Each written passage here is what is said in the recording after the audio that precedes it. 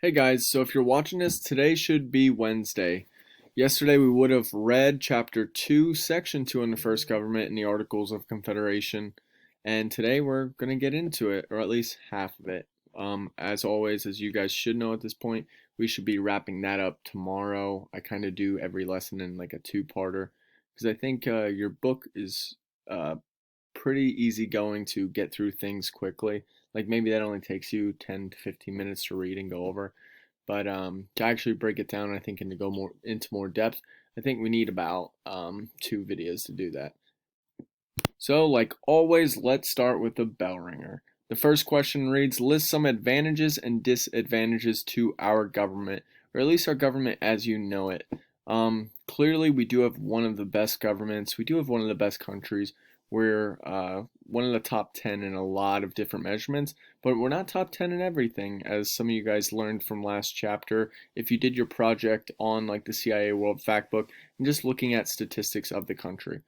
So we do have a great one. You know, people do want to come here. We don't really have that many people leaving, so we must be doing something right. So now, um, although we're not perfect, what are some things that you may see in our government that maybe we could fix? If you're totally clueless with how to answer this question, maybe you just never thought about it, you don't even know where to start, there's a good resource that might be able to help you. If you go to represent.us or even like Google it, you can find this awesome website. It's like it's not really a Republican or a Democrat website. It's kind of like all parties. It's kind of an anti-corruption website. And they have, well, let me just go to it for you, a bunch of different things that they mention, such as term limits, gerrymandering, how to end it, and what they kind of write. So that's all I'm going to give you because I kind of want you to search on your own and figure it out and what things that you think. Because maybe you think, you shouldn't have term limits, or maybe you think, gerrymandering is a good thing or something. Chances are you probably don't know what gerrymandering is yet, but we will get into that ourselves. But just tell me some like the awesome things. I'm going to give you one that you can't use. First Amendment rights, like for free speech, for free press, to petition. That's one of my favorites. And sometimes that means that people are free to say something that you don't like or that you don't agree with or something that's not nice. But that is their right. So that's one advantage. A disadvantage, like I just gave you two, maybe term limits or to end gerrymandering. So what are some things that you guys can come up with? And remember, as always, answer those in the comments. My next question is, do you have any solutions to improve our government? And what I should have just said, in fact, I'll change it right now. Oof, spelled that wrong. Okay, change it on the fly. There you go. Basically, I'm asking, is there another amendment that you can add? Now, again, for some of you, maybe you're not even sure what an amendment is, but basically it's an addition or a fix to the Constitution. Look at this word mend, like in it. Think if you broke your bone and you have to fix it or something, it mends back together. Think of that. It's just a fix. Don't really think of the Constitution as something broken, but it's something to make it better, to improve it. And that is the supreme law of the land. One of the amendments that I just told you, the First Amendment, gives you the right to free speech, free press, free protest, freedom of religion, and so on. So, is there an amendment, something that you think we should have? Again, you need some ideas. Use Represent Us. And you can even use procon.org. This is one of the ones we've used before. They have a ton of awesome ideas, and they have both sides to each ideas, which I think are super healthy for kids and adults. So it helps me, as a 45-year-old. So answer those in the comments and let's get into it. Okay, we'll look at the first, government.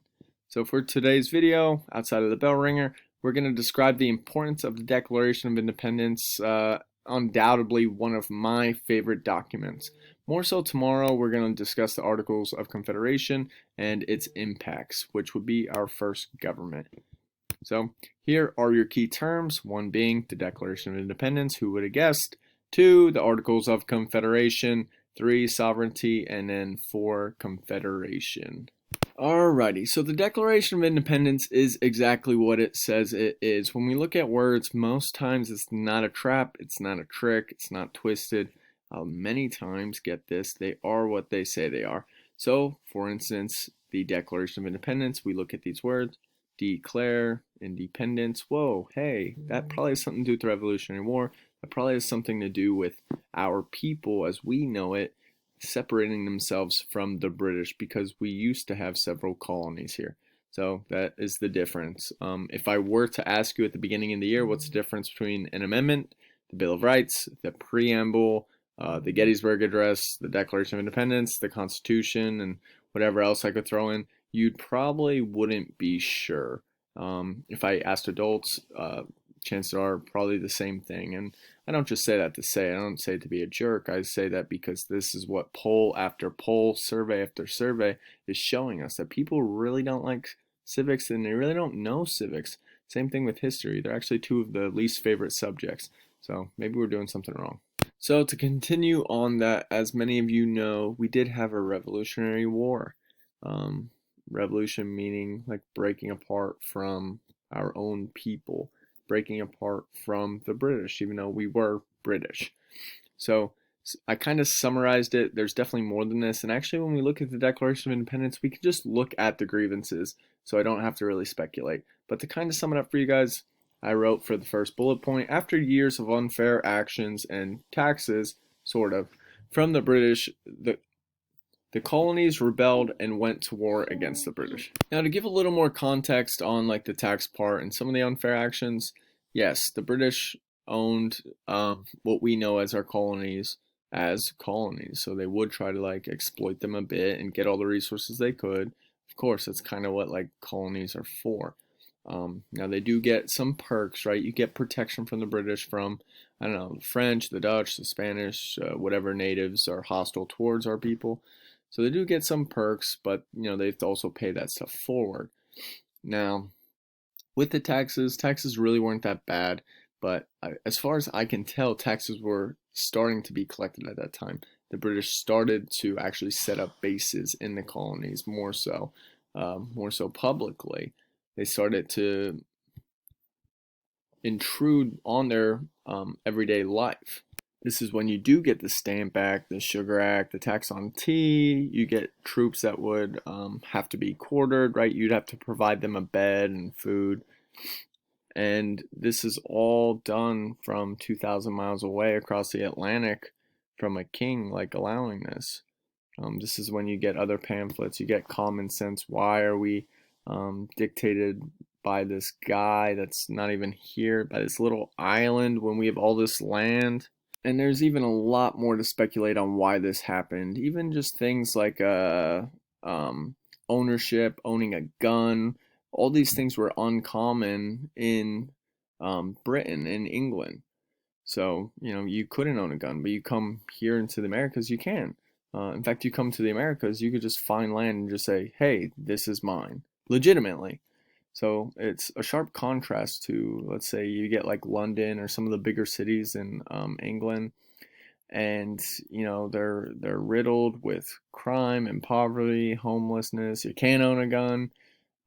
It's a totally different place in the Americas where you know you could still find all that, you could still fail, but you at least like have the opportunity to rise and just go be a landowner. Which again, even owning land, if you go to Britain, that's uncommon. Now I can keep talking and talking and talking. So we're talking about a major event, but I'm gonna try to stop. One other thing to keep in mind that I did want to say was we also have to remember about 1/3 were loyalists. 1/3 probably didn't really care, and 1/3 wanted to have their own country. So it's worth mentioning at least. So let's actually talk about the Declaration of Independence. When we actually look at the document, it gives an entire list of the different grievances. It's a little bit cut off, but it actually says why. So it's not left up to speculation. It's all written here. So take a look at it when you want. And kind of at the start, it basically says, you know, when things aren't going right in human events, becomes necessary for people to dissolve political bands. To basically say, if the government isn't working for us or doing these special things, like we need to get rid of it. The government isn't omniscient and all-knowing or omnibenevolent, right? It's not this perfect thing. Like it's imperfect. It's people. It's made up. It can work for us. It can be whatever it wants, whatever we want it to be. But if it's not doing what we want it to do, then we should get rid of it. And that's when he lays out the grievances. I did just say he, but I meant he's. So this would be Thomas Jefferson, the primary writer, but there's also John Adams, Robert Livingston, and Roger Sherman. And they would write this together and spend some time writing, rewriting, doing some edits. This is actually where we get the original rough draft, which they would cut out a lot of it. And you can actually get the documents to see what they cut out, which is kind of interesting. But they would write this and finish it on the date that you guys know, right? July 4th. No, actually it was July 2nd. They'd publish it 2 days later and ratify it 2 days later with all of the changes. So July 4th is kind of a more accurate date, I guess you could say. But even if July 4th is our time that we can ratify it, we still need the signatures, and we do get those in mid-August. I did read one thing that said we didn't get some of the signatures until November, but I believe August is more accurate. But, fact check me, find out. When did we even sign this document? Well, let's say it was mid-August. Well, it might take some weeks to even get to Britain, and this isn't worth that much. It's super cool. If you actually read it, it has some of the fundamental values and some of the elements that kind of shape our country, our constitution, and kind of like our culture, how we view ourselves. It's super, super cool. One of my favorite documents, like I said before. And we have to think, though, when this gets to the king, he's a king. Like, kings are picked by God, right? That's like the authority they have. So when he gets this by all the signers, king might say, well, big whoop, like 56 people wrote this and signed it. Well, 56 people signed it, not wrote it. But that means nothing to me. You're my colony. I have a prestigious military, one of the best militaries in the world. What are you going to do? Like, you are mine. You are mine. So it didn't really mean that much. In fact, we've actually had dozens, probably like 80, upwards of 80 declarations of independence that you haven't heard of during that time too. Whether it's like local municipalities or whatever.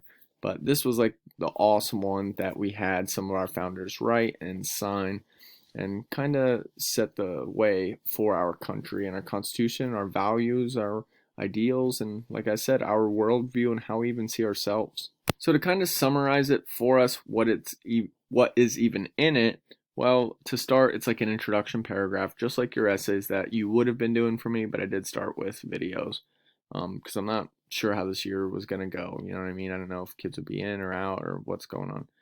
So it starts with an introduction or like a preamble, the philosophy justifying the how the king harms human natural rights. These truths to be self-evident, life, liberty, pursuit of, the thing. And then it goes into the indictment, the 27 grievances against the king, the denunciation, basically the breakup, like it's not you, it's me, just kidding, it's you, king, you're doing these things wrong, so I'm breaking up with you. And then we get the conclusion. After that, you have all the signatures from the 56 people, and that's a wrap, sort of. Because not really, it doesn't mean anything. We actually have to fight a war for it, and even after the war, you have to come to a peace agreement. We have to have a peace treaty, the Treaty of Paris. So this is a really long process, and we have this awesome document, but you have to think we still have to fight a war and come to agreement. So like July 4th, weird date, but it's not bad. It's all right. We get a lot of other things more wrong in history from pop culture and other dates and traditions and holidays, like whatever. So July 4th, not that bad. It's pretty close. Very quickly to talk a little bit about Thomas Jefferson, one of our founding fathers. He's the primary one that would be writing this. So if you read it on your own, it is awesome. It's worth the read. It's quick. He'd be the one doing the bulk of the work. He was a slave owner, and that's definitely worth mentioning. I know there's like a cultural battle going on now about history and social studies, but it is worth mentioning. About half of the signatories here were slave owners. Thomas Jefferson, probably not a great guy by all moral standards today. Was that different back then? Well, no, not really. We still had some of the first abolitionists actually in Pennsylvania, 100 years before Thomas Jefferson. He did have over 250 slaves, and even on his deathbed, throughout his entire life, he only freed 8, and they were his family members. So use your imagination for that one. Now, he still has, even though he is like by moral standards like not a good person, he still has done things for our country. He's set these ideals. He was a great writer, not a good speaker. There's never been an account, as far as I can tell, of him being a good orator. He was a good designer, especially of houses, architecture, and so on. But basically, what he sets in the Declaration of Independence, clearly he doesn't like follow it, but what he sets for us is perfect. It is a perfect ideal. And if you even look at the history of our government, our government's done so many great things. It's pretty much when we follow the values that are set by Thomas Jefferson and the others, is when we're doing the greatest things for our own people, for others, and actually is when we can really feel so much pride in what we've done historically. Now, when we don't follow these ideals that are set by him and the others, that's kind of when we do have the worst blemishes in our history, based on poor government decisions. You could even say government mistakes throughout history. So I think the takeaway from this is, this guy really did at least set the ideological bar high for us, and that's awesome. At least what he says, not what he does, but what he's given us. So I'll leave with that. See you, Thomas Jefferson. Here's some of our other founders.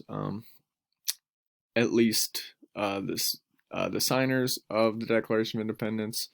And something else interesting with this, I believe they constantly consulted, at least for the Constitution they did, the Iroquois chiefs. So for my PA history kids, my double kids that I have, you should find it interesting that they did get so much from the Iroquois government, whether we're talking about like suffrage, which we won't get to yet, but freedom of speech, freedom of religion, when we're talking about Congress and Senate, their representatives, when we're talking about them working together, even just our symbols like the eagle and the arrows, as I said before. So super interesting. They do get that from them.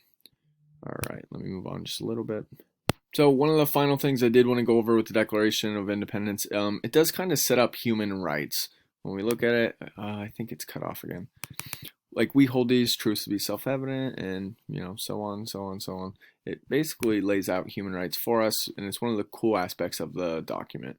I said before, like, there were other declarations and whatever. I'm not trying to downplay it. I'm just trying to, I guess, make it more interesting and give you a more inclusive, a more complicated story, because I think that's good. But one of the things it sets up are human rights, such as, well, freedom of speech, the freedom of religion. Again, we're getting these from the Iroquois. That you can say something against the king and you don't have to worry about being locked up or killed. That you can worship freely, and again, you don't have to worry about being killed. You have to think, even in the colonies, like throughout time, cross-culturally, if you're worshiping a different god, or even the same god in a different way, they would still kill you. Even in the colonies, the Pilgrims, the Puritans, you don't even know the difference between the two. There would be some Quakers in New England that they would kill.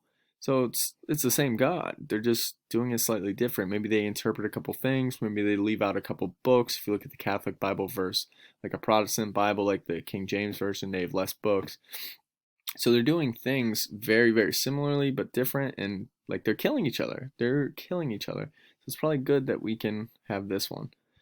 Freedom of movement, well, that's an easy one. Like, you can go place to place. You're not restricted. Freedom of association, same thing. Freedom of assembly, this is an important one, especially when it's taken away. If you look at all the times historically, or at least, in my understanding of history, when I look at some of like the dark times, it always starts with taking away their right to assemble, come together, petition, to meet. You have to think, well, what happened last time these guys met? Well, they overthrew the government, kicked them out, they fought a war, and they set up a new government. So I think that's kind of the ideology behind some of the bad things that have happened in history when they're trying to stop a group, whatever the group, let's say mid-1660s, when they're basically they stopped letting black people meet. Black people used to own slaves or even own white servants. They used to marry white people, drink, live with them, hang out with them in the early 1600s, and when we're first inhabiting our nation, like in Virginia. Then in the 1660s, it becomes definitely more economically convenient to have black slaves instead. So they eventually start policies like black people can't meet, you can't intermarry, you can't own a gun, and so on. But I think this is dangerous when you see it taken away if you can't meet with people. And I think government or whoever, if it is a tyrannical government, a dictator or whatever, it kind of makes sense that they wouldn't want people to meet. Hey, look at this story. Last time we overthrew the government. Okay. Another human right is education.